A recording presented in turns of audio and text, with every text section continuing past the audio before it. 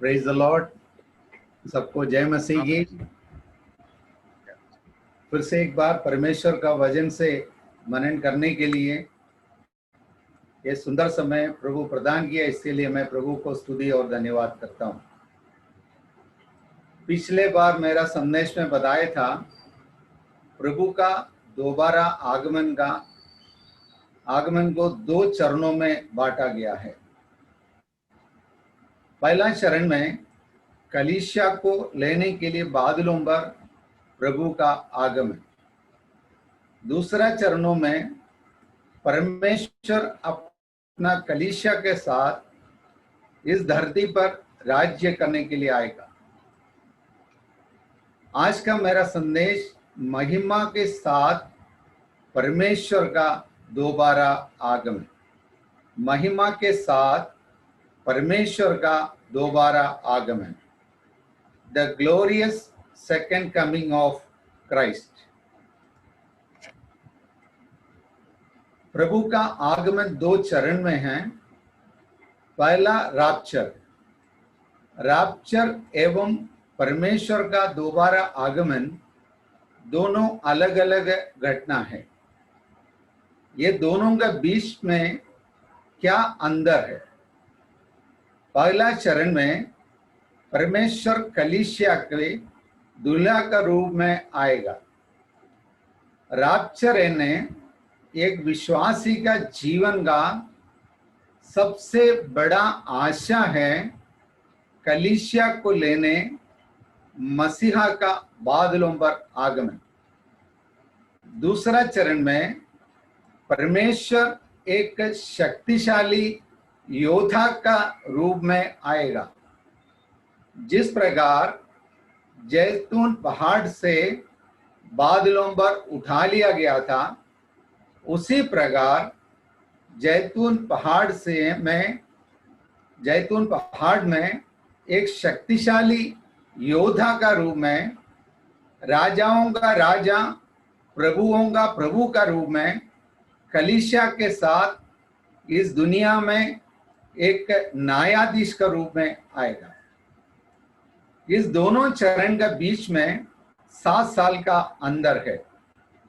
आज थोड़ी देर की मनन के लिए एक पद पवित्र शास्त्र से मनन करना चाहता हूं। हम पढ़ेंगे प्रेरितों के किताब पहला अध्याय, उसका 9, 10, 11 पद।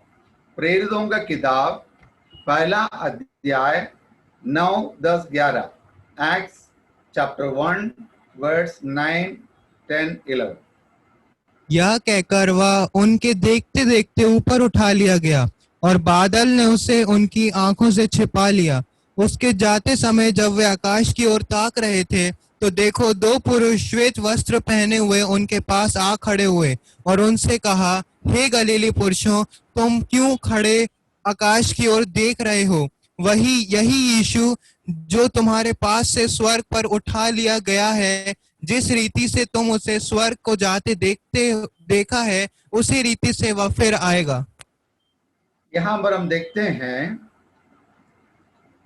हमारा प्रभु यीशु मसीह 33.5 साल तक इस दुनिया में रहा। रहने के बाद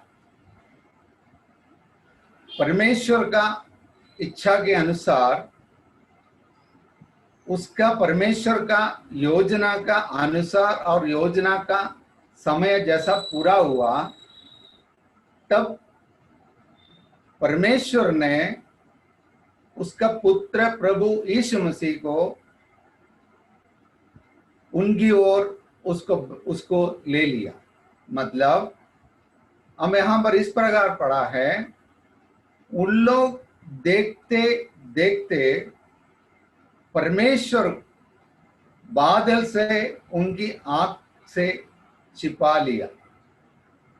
उसका 10वां पद में हमने इस प्रकार पढ़ते हैं, ये परमेश्वर का 11 शिष्य लोग जब स्वर्ग की ओर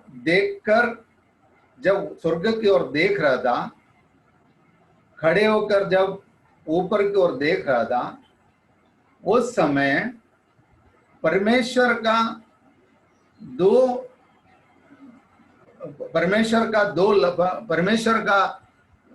दो शिष्य लोग, परमेश्वर का दो लोग उसके पास आकर उनसे यूं कहा है, हे गलीले पुरुषों, तुम आकाश की ओर क्यों देख रहे? परमेश्वर का दो दूत लोग ने जब 11 शिष्यों के पास आकर परमेश्वर दूत लोग उनसे यूं कह रहे, तुम आकाश की ओर देखकर क्यों खड़ा है?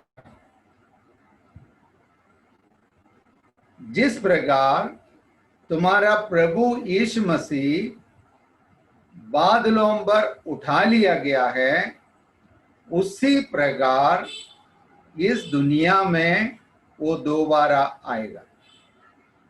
यहां पर मैंने एक बात आप लोगों को बताना चाहता हूं।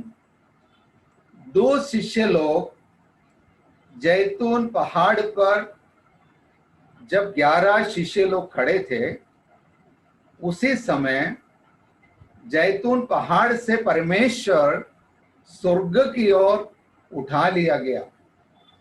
उस समय दो दूत लोग 11 लोगों को बताया है, जिस प्रकार प्रभु यीशु मसीह इस दुनिया से स्वर्ग की ओर उठा लिया गया है, उसी प्रकार वो दोबारा आएगा।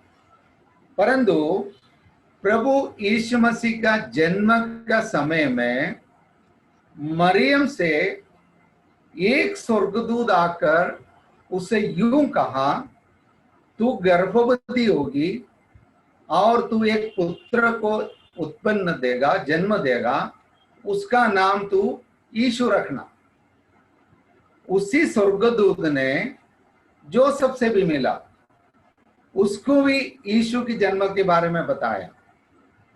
परंतु प्रभु यीशु मसीह का दोबारा आगमन के बारे में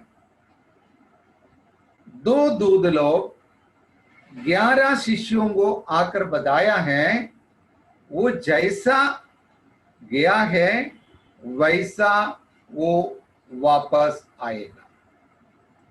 हम एक पद पढ़ेंगे, प्रकाशित वाक्य, रेवलेशन चैप्टर 1 वर्स 7।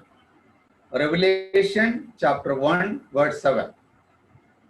देखो वह बादलों के साथ आने वाला है और हर एक आंख उसे देखेगी, वरन जिन्होंने उसे भेदा था वे भी उसे देखेंगे, और पृथ्वी के सारे कुल उसके कारण छाती पीटेंगे। हाँ, आमीन।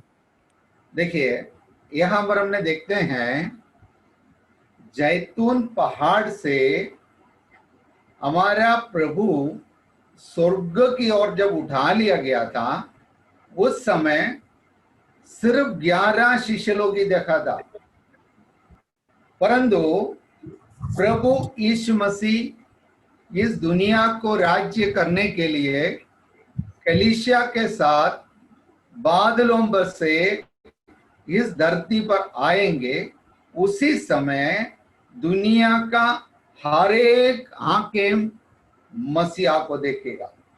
कोई हमने यहां पढ़ा है, जब प्रभु यीशु मसीह का बादलों पर से स्वर्ग से इस दुनिया की ओर जब आएंगे, जब जाते समय सिर्फ 11 शिष्य लोग ही देखा था, परंतु प्रभु यीशु मसीह इस दुनिया में राजाओं का राजा का रूप में, प्रभुओं का प्रभु का रूप में इस दुनिया में जब आएंगे, इस दुनिया का हर एक आंख प्रभु यीशु मसीह को देखेगा। जब हमने देखते हैं प्रभु का बादलों पर आगमन में, प्रभु में मरे एवं प्रभु के लिए पवित्र जीवन बिता रहे परमेश्वर का संतान सिर्फ तुरही का आवाज सुनेगा। बहुत ध्यान से हमको ये चीज समझना है, पढ़ना है। जब प्रभु यीशु मसीह बादलों पर जब आएंगे, प्रभु में मरे हुए, प्रभु के लिए पवित्र जीवन बिताया हुआ लोग सिर्फ परमेश्वर का संतान ही प्रभु यीशु मसीह का आवाज सुनेगा। दूसरा कोई भी व्यक्ति तुरही का आवाज नहीं सुनेगा। तुरही का आवाज सुनकर रूपांतरित होकर प्रभु का साथ हमेशा हमेशा हमेशा स्वर्ग में रहेगा। उस समय हमने इस धरती पर परमेश्वर के लिए किया हुआ हर एक कामों का अनुसार हमको प्रतिफल मिलेगा। देखिए, हम इस दुनिया में रहते समय प्रभु के लिए हमने जो भी काम किया है उस कामों का अनुसार हमको परमेश्वर स्वर्ग में प्रतिफल देगा। कैसा प्रतिफल हमको मिलेगा हम पढ़ेंगे। फर्स्ट कोरिन्थियन चैप्टर 3 उसका 12 से 15 पद तक। First Corinthian chapter 3 12 to 15। यदि कोई इस नींव पर सोना या चांदी या बहुमूल्य पत्थर या काठ या घास या फूस का रद्दा करे तो हर एक का काम प्रकट हो जाएगा, क्योंकि वह दिन उसे बताएगा। इसलिए कि आग के साथ प्रकट होगा और वह आग हर एक का काम परखेगी कि कैसा है। जिसका काम उस पर बना हुआ स्थिर रहेगा वह मजदूरी पाएगा। यदि किसी का काम जल जाएगा तो वह हानि उठाएगा, पर वह आप बच जाएगा, परंतु जलते जलते। देखिए, मैंने यहां पर बताया हम जब इस दुनिया में रहते समय परमेश्वर के लिए किस प्रकार का काम किया है, उसी का अनुसार परमेश्वर स्वर्ग में हमको प्रतिफल देंगे। उसका 12 पद में हमने जो पढ़ते हैं, फर्स्ट कोरिन्थियन चैप्टर 3 वर्स 12, यदि कोई इस नींव पर सोना या चांदी या बहुमूल्य पत्थर या काठ या घास या फूस का रद्दा रखे। देखिए, यहां पर हमने देख रहे हैं यहां पर यहां पर 6 प्रकार का वस्तुओं हम देख सकते हैं। 6 प्रकार का वस्तुएं यहां पर हमने देखते हैं। इस 6 प्रकार का वस्तुओं को हम 2 भागों में बांटना चाहते हैं। देखिए, पहला जो मेरा जो पॉइंट है, सोना, चांदी या बहुमूल्य पत्थर। ये बहुमूल्य पत्थर डायमंड हो सकता है, कुछ भी हो सकता है। दूसरा जो 3 वस्तुएं हैं, काठ, घास या फूसा। मलयालम में काठ को लकड़ी बताते हैं, वृक्ष बताते हैं, और काठ, घास या फूस। ये दोनों में क्या अंतर है? पहला तीनों जो वस्तुएं कीमती चीजों में आता है। दूसरा तीनों वस्तुओं कम मूल्य का है। देखिए, सोना, चांदी, बहुमूल्य पत्थर, ये तीनों वस्तुओं जब आंख में डालेंगे, नहीं तो आंख से होकर जाने से किसी भी प्रकार का हानि नहीं होगा। अगर अपन आंख में डालने से भी हो सकते हैं उसको और मतलब उसको कलर बढ़ सकता है, परंतु दूसरा तीनों जो वस्तुएं काठ, घास या फूस आग में होकर जाने से राख में बन जाएगा। ये देखिए कि तीनों वस्तुएं, दोनों 6 वस्तुएं दिखने में मतलब हम देखने में 6 वस्तुएं हैं, परंतु सोना, चांदी और बहुमूल्य पत्थर जो है उसका जो कीमत बहुत अधिक है, साथ में आंख से होकर जाने से उसका शोभा बढ़ सकता है। तीसरा तीनों वस्तुओं आंख से होकर जाने से वो राख बन जाते हैं। इसी प्रकार मनुष्य, दूसरा कोरिन्थियन 5वां अध्याय 10वां पद में हमने इस प्रकार पढ़ते हैं, इसी प्रकार हर एक व्यक्ति अपने जीवन में इस दुनिया में रहते समय परमेश्वर के लिए जो काम करते हैं, परमेश्वर के लिए आपने जो कर रहे कामों के अनुसार आपको प्रतिफल मिलेगा। आपका काम किस प्रकार का है? ये 6 वस्तुओं में ऊपर का 3 वस्तुओं का जैसा है क्या? नीचे में जो बताएगा वस्तुओं के जैसा है? हमारा जीवन में हम जब इस दुनिया में रहते समय परमेश्वर के लिए जो करते हैं उसी का अनुसार परमेश्वर ने हमको जब बादलों पर हमको जब ले जाएंगे, स्वर्ग में हम जब उसका साथ रहेंगे, तब परमेश्वर हमको प्रतिफल देते हैं। आगे हम बढ़ेंगे। जैसा कलीसिया उठा लिया जाएगा तब पवित्र आत्मा की उपस्थिति भी इस दुनिया में नहीं रहेगा। देखिए, आज हमारा जीवन में शैतान कई प्रकार का अटैक मेरा और आपका जीवन में करते हैं, परंतु परमेश्वर का जो पवित्र आत्मा इस दुनिया में रहने के कारण से वो हमको सीधा अटैक नहीं कर पा रहे। जब कलीसिया बादलों पर जब उठा लिए जाएंगे तब पवित्र आत्मा की उपस्थिति भी इस दुनिया से चले जाएंगे। इस धरती पर क्लेश आरंभ होगा, मसीही विरोधी आएगा, वह इस संसार को राज्य करेगा। वो सबसे पहले पूरे संसार में, जहां तक इस्राएल में भी शांति को लेकर आएगा। जब मसीही विरोधी, जब पवित्र आत्मा की उपस्थिति इस दुनिया से चले जाने के बाद, कलीसिया परमेश्वर के साथ बादलों पर उठा लिया जाने के बाद मसीही विरोधी आएगा, इस संसार को राज्य करेगा। वह सबसे पहले पूरा संसार में, जहां तक इस्राएल में भी शांति को लेकर आएगा। हम पढ़ेंगे 2 Thessalonian chapter 2 verse 9। 2 Thessalonian chapter 2 verse 9। उस अधर्मी का आना शैतान के कार्य के अनुसार सब प्रकार के झूठी सामर्थ और चिन्ह और अद्भुत काम के साथ और नाश होने वालों के लिए अधर्म के सब प्रकार के धोखे के साथ होगा, क्योंकि उन्होंने सत्य से प्रेम नहीं किया जिससे उनका उद्धार होता। देखिए, मसीही विरोधी शैतान अपना कामों के लेकर इस दुनिया में आएंगे। इस धरती पर चिन्ह और चमत्कार, यानी झूठे चिन्ह चमत्कार किया जाएगा।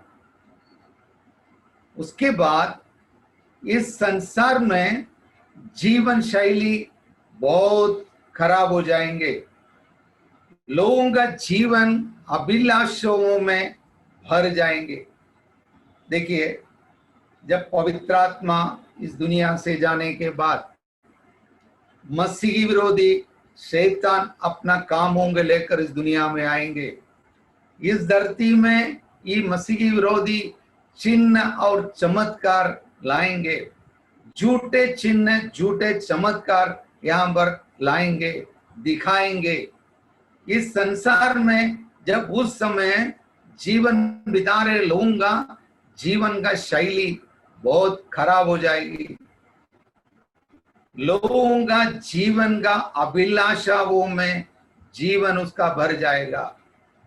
झूठे मसीह उतना भी नहीं, ये झूठे मसीह विरोधी पशु का चिन्ह लेकर आएगा। उस चिन्ह का नंबर है 666। झूठे मसीह पशु का चिन्ह लेकर इस दुनिया में आएगा, वो है 666। जो भी इस दुनिया में रहने वाला मनुष्य का दाहिने हाथ या माथे पर ये चिन्ह ना हो, ऐसा कोई भी व्यक्ति लेन देन ना कर सकेगा। देखिए, ये मसीही, ये झूठा मसीही जब आएंगे, झूठा मसीही विरोधी जब पशु का चिन्ह लेकर आएंगे, 666 का जो चिन्ह है, जिसका हाथ या माथे पर ये चिन्ह नहीं रहेगा, ऐसा कोई भी व्यक्ति लेन देन ना कर सकेगा। मत्ती की सुसमाचार 24वां अध्याय उसका 21वां पद में हमने इस प्रकार पढ़ते हैं, प्रभु यीशु मसीह इस दुनिया में था, तब परमेश्वर ने स्वयं कहा, उस समय ऐसा भारी क्लेश इस दुनिया में होगा जैसा जगत का आरंभ से न अब तक हुआ और न कभी होगा। ये कौन ने बताया? परमेश्वर इस दुनिया में था, उसने उसी समय इस प्रकार कहा है, इस दुनिया में बहुत भारी क्लेश आएगा, दुनिया का आरंभ से लेकर अब तक नहीं हुआ ऐसा क्लेश इस दुनिया में आएगा। यिर्मयाह नबी की किताब उसका चैप्टर 30 वर्स 7 में भी इस्राएलियों के बारे में वहां भी बताते हैं। यिर्मयाह नबी की किताब चैप्टर 30 वर्स 7 में वहां पर इस प्रकार लिखा हुआ है, हाय हाय, वह दिन क्या ही भारी होगा, उसके समान और कोई भी दिन नहीं। वह याकूब के संकट का समय होगा, परंतु वह उससे भी छुड़ाया जाएगा। देखिए, यिर्मयाह नबी ने इस्राएलियों के बारे में इस प्रकार कहा है, उसके लिए हाय हाय, ऐसा भारी दिन उसको आएगा, उस समान का कोई दिन नहीं। याकूब के लिए एक बहुत बड़ा संकट का समय होगा, परंतु देखिए उस समय भी उस क्लेश से उसको परमेश्वर छुड़ाया जाएगा। महाक्लेश समय इस दुनिया में क्या होगा, हम पढ़ेंगे। महाक्लेश के समय में इस दुनिया में क्या होगा, हम देख सकते हैं। इस दुनिया में 7 साल तक इस धरती पर महाक्लेश का समय है। सबसे पहली बात, मसीह विरोधी इस दुनिया को राज्य करेगा। वो 7 साल इस दुनिया में, इस धरती पर इतना बड़ा महाक्लेश रहेगा। मसीह विरोधी इस दुनिया को राज्य करेगा। उसके बाद वो कानून को उसने बदल देंगे। विश्व में एक नेता, आज हम विश्व को देखने से कई नेता रहते हैं, उस समय एक नेता, वन वर्ल्ड लीडर, विश्व में एक सरकार, वन वर्ल्ड ग्लोबल गवर्नमेंट, विश्व में एक इकोनॉमी, वन वर्ल्ड इकोनॉमी, विश्व में एक धर्म है, वन वर्ल्ड रिलीजियन, स्वयं परमेश्वर करके स्थापित करेंगे।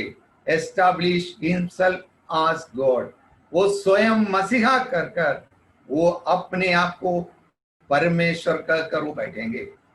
हम एक पद पढ़ेंगे, दानियल की किताब 9वां अध्याय उसका 27वां पद, दानियल चैप्टर 9 वर्स 27 हम पढ़ेंगे।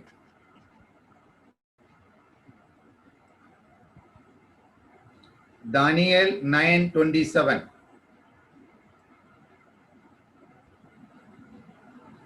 वह प्रधान 1 सप्ताह के लिए बहुतों के संग दृढ़ वाचा बांधेगा, परंतु आधे ही सप्ताह के बीतने पर वह मेल बलि और अन्न बलि को बंद करेगा, और कंगूरे पर उजाड़ने वाली घृणित वस्तुएं दिखाई देंगी, और निश्चय ही ठनी हुई बात के समाप्त होने तक परमेश्वर का क्रोध उजाड़ने वाले पर पड़ा रहेगा। देखिए, दानियल की किताब 9वां अध्याय 27वां पद में हमने इस प्रकार देख रहे हैं, बहु प्रधान कौन? ये मसीही विरोधी व्यक्ति 1 सप्ताह के लिए बहुतों का संग दृढ़ वाचा बांधेगा, परंतु आधा सप्ताह बीतने पर वह मेल बलि और अन्न बलि को बंद करेगा। यहाँ पर इस बातों में बहुत चीज मेरा मन में याद आ रहे बताने के लिए। एक सप्ताह हम देखते हैं, एक सप्ताह के लिए बहुतों का संघ दृढ़ वाचा बांधेगा, परंतु आधा सप्ताह बीतने पर मेल बलि और अन्न बलि को बंद करेगा। ये सप्ताह के बारे में मनन करने से उत्पत्ति की किताब में मनन कर सकते हैं, मैं वहां पर जाना नहीं चाह रहा हूं। एक सप्ताह का मतलब ये है 7 साल, आधा सप्ताह का मतलब ये है 3.5 साल। देखिए, ये मसीही विरोधी, ये झूठा मसीही इस्राएलियों को अपना पक्ष में लेकर इस दुनिया को बहुत बड़ा बाजा बांध लिया है, बहुत बड़ा शांति का बातें कर इस दुनिया में आ गया है। 7 साल में 3.5 साल बहुत करीब अच्छा रीति में वो राज्य को उसने चला लेते हैं। एक पद और इससे संबंधित पढ़ेंगे, दानियल की किताब 12वां अध्याय उसका 11वां पद। Daniel chapter 12 verse 11। जब से नित्य होम बलि उठाई जाएगी और वह घिनौनी वस्तु जो उजाड़ करा देती है स्थापित की जाएगी, तब से 1290 दिन बीतेंगे। देखिए, मैंने जो बताया था आप लोगों को, दानियल की किताब 9वां अध्याय 27वां पद में जो हमने पढ़ा था, एक सप्ताह के लिए मतलब 7 साल तक, उसका आधा सप्ताह पहुंचा 3.5 साल में। जैसा 3.5 साल जैसे हुआ, इस महान ने ये मसीही विरोधी ये व्यक्ति जो है झूठा मसीह, इस्राएलियों में मंदिर में अपना मूर्ति को स्थापित करेंगे। वही हमने यहां पढ़ा है, जब नित्य होम बलि उसको बंद कर देंगे। जो परमेश्वर का योजना के अनुसार जब परमेश्वर को आराधना कर रहे इस्राएली लोगों को, उसका बीच में इसने क्या कर लिया, ये 3.5 साल में अपना मूर्ति को स्थापित कर उसने होम बलि और अन्न बलि को बंद कर दिया। यहां पर हमने देखते हैं, अब ये यरूशलेम मंदिर के में इसने क्या कर लेते हैं, अपना मूर्ति को उसने स्थापित कर लेते हैं। जैसा इसका मूर्ति को स्थापित करने के बाद इसने क्या कह रहे ये बताएंगे। रेवलेशन प्रकाशित वाक्य 13 अध्याय उसका 8वां पद हम पढ़ेंगे। पृथ्वी के सब रहने वाले जिनके नाम उस मेमने के जीवन की पुस्तक में लिखे नहीं गए, जो जगत की उत्पत्ति के समय से घात हुआ है, उस पशु की पूजा करेंगे। देखिए, जब उसने होम बलि और अन्न बलि को बंद कर इनका मूर्ति को यरूशलेम मंदिर में स्थापित करने के बाद ये यूं कहेंगे, मैं परमेश्वर हूं, तुम लोग मुझको आराधना करो। देखिए, वहां पर हमने ये पढ़ा है, और पृथ्वी के सब रहने वाले लोग जिसका नाम मेमने का जीवन के पुस्तक में नहीं लिखा है, वो सभी लोग जगत की उत्पत्ति से उस समय तक जितनी लोग हैं, वो मूर्ति का सामने, वो 6 का जो पशु जो उसका सामने दंडवत करेंगे। देखिए कितने बड़ी बातें हैं। उसने अपना होम बलि अन्न बलि बंद कर वो स्वयं परमेश्वर कहकर वो इस्राएल की मंदिर के अंदर में अपना मूर्ति को स्थापित किया, परंतु इस्राएल लोग मूर्ति का सामने दंडवत नहीं करेगा। कारण हम देखते हैं, परमेश्वर ने मूसा को 10 आज्ञाओं को दिया था। 10 आज्ञाओं मोशे के द्वारा परमेश्वर ने इस्राएल जनता को दे दिया था। उस 10 आज्ञाओं में से पहला और दूसरा आज्ञा यही है। इस प्रकार लिखा हुआ है, तू मुझे छोड़े दूसरे को ईश्वर करके ना मानना। मुझे छोड़कर, किसको? पिता परमेश्वर को छोड़कर, प्रभु को छोड़कर दूसरा किसी को ईश्वर करके ना मानना। दूसरी बात, तू अपने लिए कोई मूर्ति खोद कर ना बनाना, ना किसी का प्रतिमा बनाना जो आकाश में व पृथ्वी पर व पृथ्वी का नीचे। देख लीजिए, कोई भी मूर्ति को तुमको बनाना नहीं, उसका प्रतिमा को तुमको बनाना नहीं, और आकाश में, पृथ्वी पर, पृथ्वी का नीचे जल में हो, कहीं भी हो, तुमको मूर्ति, मेरे अलावा कोई मूर्ति तुमको मूर्ति को बनाना नहीं, और उसका सामने तुमको दंडवत नहीं करना। ये बातें परमेश्वर ने मूसा का द्वारा इस्राएलियों को दिया हुआ आज्ञा का पहला और दूसरा आज्ञा है। जब झूठा मसीही मुझको नमस्कार करो, आराधना करो, पूजा करो, जब उसको बताएंगे, तब इस्राएलियों की आंख खुलेगा, वो प्रभु की ओर देखेगा। हमने गलत व्यक्ति को मसीहा समझा, सही मसीहा को क्रूस पर चढ़ाया गया। देखिए, इस्राएली लोगों का आंखें खुलने लग जाएगा, उसको समझ में आएगा हमने क्या गलती किया है। हमने सच्चा मसीहा को क्रूस पर चढ़ा दिया गया है, हमने झूठा मसीहा को हमने मसीहा समझा है। योना की सुसमाचार 5वां अध्याय 43वां पद में इस प्रकार हम पढ़ते हैं, जॉन चैप्टर 5 वर्स 43 में, मैं अपना पिता के नाम से आया हूं और तुम मुझे ग्रहण नहीं करते। यदि कोई और अपने ही नाम से आए तो उससे ग्रहण कर लेगा। देखिए, कौन बताया है? हमारा प्रभु यीशु मसीह ने बताया। पिता का नाम से कौन? यीशु मसीह इस दुनिया में आया। इस्राएली लोग उसको ग्रहण नहीं किया, उसको छोड़ दिया है, और अपना नाम से एक झूठा मसीह विरोधी आया, उसको उन लोग अपना मसीहा समझा। यहां पर हमने देखते हैं, इस्राएली लोग परमेश्वर को अपना मसीहा के रूप में उसको नहीं माना। मसीहा को उसने क्रूस पर चढ़ाया, उसके बाद इस प्रकार उसने चिल्लाया है, इसका लहू हमारी और हमारी संतान के ऊपर आने दो। इस प्रकार उसने चिल्लाया है, इनका लहू हमारी और हमारी संतान के ऊपर आने दो। आगे हमने देखते हैं, जकरिया नबी की किताब 12वां अध्याय 10वां पद में हमने इस प्रकार पढ़ते हैं। जकरिया नबी की किताब चैप्टर 12 वर्स 10 हम पढ़ेंगे।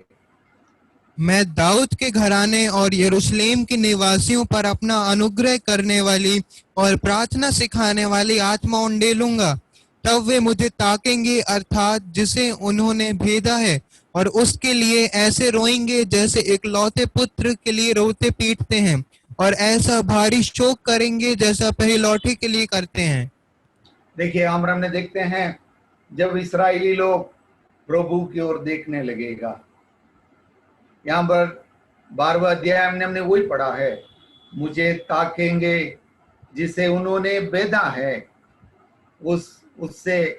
उसके लिए ऐसा रोएंगे जैसा एक लौते पुत्र के लिए रोते पीटते हैं। इस्राएली लोग प्रभु की ओर देख के रोएंगे, परमेश्वर उसके लिए अद्भुत और आश्चर्य काम करेंगे। कारण अब्राहम, इसहाक और याकूब को परमेश्वर ने वायदा किया था। इस कारण से परमेश्वर उसको कभी भी छोड़ेगा नहीं है, कभी भी उसको त्यागेगा नहीं है, उसका बच्चे उनको रोने से, उनका सामने रोने से वो उसके ऊपर दया दृष्टि करने वाला परमेश्वर है। रोमियों का किताब 11 अध्याय उसका पहला पद पढ़ेंगे। रोमन चैप्टर इसलिए 11 जी 1। इसलिए मैं कहता हूँ, क्या परमेश्वर ने अपनी प्रजा को त्याग दिया? कदापि नहीं। मैं भी तो इजरायली हूँ, अब्राहम के वंश और बिन्यामीन के गोत्र से हूँ। देखिए हम देखते हैं परमेश्वर अपना प्रजा को त्याग दिया, वहां एक क्वेश्चन मार्क है। कदापि नहीं, कभी भी नहीं छोड़ेगा। ये कौन बता रहे हैं? यहां पर हम देखते हैं जब परमेश्वर का संतान है वो इस्राएली जनता, उस जनता को परमेश्वर ने कभी भी त्यागेगा नहीं है, कभी भी उसको छोड़ेगा नहीं है, वो कभी भी उसको भूलेगा नहीं है।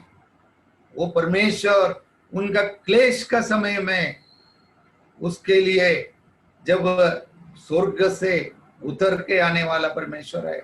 यहां पर हमने देखते हैं महाक्लेश इसलिए उसका जीवन में भरे आ रहे हैं। देखिए इस्राएलियों को इतना बड़ा क्लेश क्यों परमेश्वर देना चाहते हैं? वो कभी भी उनको संतान को वो कभी भी छोड़ने वाला परमेश्वर नहीं है, वो कभी भी त्यागने वाला परमेश्वर नहीं है। परंतु परमेश्वर अगर मेरा और आपका जीवन में कोई परेशानी हम लाते हो, तो कोई तकलीफ लाते हो, तो मेरा और जीवन आपका जीवन के बारे में परमेश्वर को एक बहुत बड़ा उद्देश्य है। परमेश्वर इस्राएलियों को इतना बड़ा क्लेश क्यों दे रहे हैं? इतना बड़ा कठिनाइयां क्यों उसका जीवन में ला रहे हैं? वो शुद्ध होकर परमेश्वर का पुत्र को अपना प्रभु मानकर अंगीकार करने के लिए।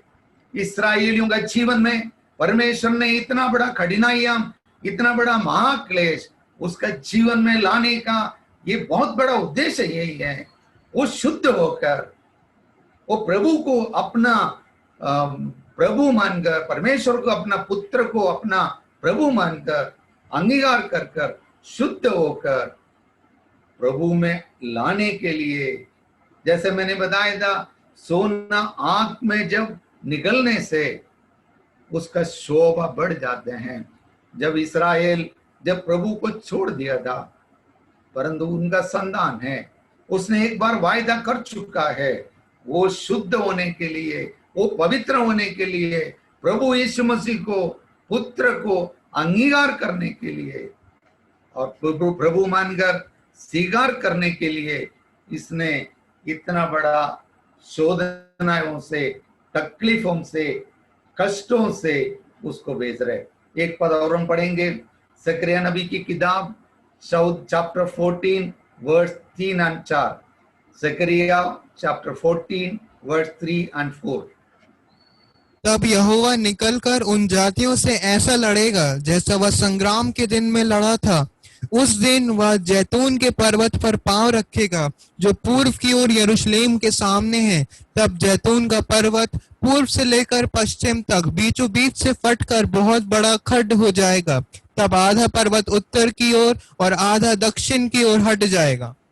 देखिए हम पर देख रहे हैं परमेश्वर उनके लिए स्वर्ग से उतर कर आएंगे। जब परमेश्वर इस्राएली लोगों के लिए वो खुद ही लड़ने आएंगे, मसीह विरोधी से वो लड़ने के लिए परमेश्वर स्वर्ग से उतर कर आ जाएंगे। उस समय हम देखते हैं, जैसा हमने जो शुरू में मैंने जो बताया था, ये गलील पुरुष लोग, परमेश्वर का 2 स्वर्गदूत लोग, 11 शिष्यों को इस प्रकार कहा था, ये गलीली पुरुष लोग, तुम लोग स्वर्ग की ओर देखकर क्यों खड़ा है? वो जिस प्रकार प्रभु स्वर्ग की ओर जा रहे हैं, गया है, उसी प्रकार वो आएगा। जहां से गया है, जैतून पहाड़ से उसने जब गया था, वो जैतून पहाड़ पर प्रभु यीशु मसीह आएगा। जैतून पहाड़ पर जब यीशु मसीह आएंगे, जैतून पहाड़ पर उसका पाँव रखेंगे, पर्वत पूर्व से लेकर पश्चिम तक बीचों बीच फाट कर बहुत बड़ा घाटी बन जाएंगे। उस समय इस दुनिया में के बारे में हमने मनन करने से एंटी क्राइस्ट मसीह विरोधी बहुत शक्तिशाली के साथ, बहुत दुष्टता के साथ इस दुनिया में वो राज्य करेगा। बहुत शक्तिशाली के साथ, दुष्टता के साथ इस दुनिया में ये जो मसीही विरोधी अपना राज्य करते रहेगा। एक बात मैं और बताना चाहता हूं, हम प्रकाशित वाक्य 16 अध्याय में जब वहां पर मनन करने से परमेश्वर जब इसराइलियों की विरुद्ध एंटी क्राइस्ट उसको महाक्लेश में जब उसको उतारते समय उनका जीवन में थाड़ना और भीड़ना और खड़नायाम और कष्ट देते समय स्वर्ग की परमेश्वर मेमने के जीवन की पुस्तक में जिनका नाम नहीं लिखा हुआ है उसको बहुत बड़ा क्लेश इस दुनिया में उसने भेजेंगे। प्रकाशित वाक्य 16 अध्याय में हमने 7 परमेश्वर का क्रोध का कटोरे के बारे में हमने देखते हैं। प्रभु यीशु मसीह इस दुनिया के लोगों को कितना बड़ा कष्ट देंगे। आखिरी हमने देखते हैं परमेश्वर अपना कलीसिया एवं स्वर्गीय सेनाओं के साथ इस धरती पर अरमदोन में आकर शैतान और उनका सेनाओं को प्रभु मसीह का उसका मुंह से निकलने वाला श्वास से हरा कर विजय पाएंगे। यहां पर देखते हैं अपना स्वर्गीय सेनाओं के साथ, अपना कलीसियाओं के साथ इस धरती पर अरमदोन में आकर शैतान और सेनाओं को प्रभु मसीह ने अपने मुंह से निकलने वाला श्वास से शैतान को हरा कर विजय पाएंगे। मैं यहाँ पर मेरा वचन, यहाँ मेरा संदेश को मैं समाप्त करना चाहता हूँ। हमारा प्रभु का आगमन बहुत निकट है। हम सब उसी के लिए तैयार होकर एवं दूसरे को प्रभु के में लाने के लिए परमेश्वर हम सबको सहायता करे। परमेश्वर हमारे जीवन में जितना दिन इस दुनिया में समय हमको देता है, हम परमेश्वर का निकट पहुंचकर, परमेश्वर का आगमन बहुत निकट है, हम सब उसी के लिए तैयार होकर दूसरे को प्रभु में लाने के लिए परमेश्वर हम सबको सहायता करे। उसके नाम की महिमा हो। Thank you.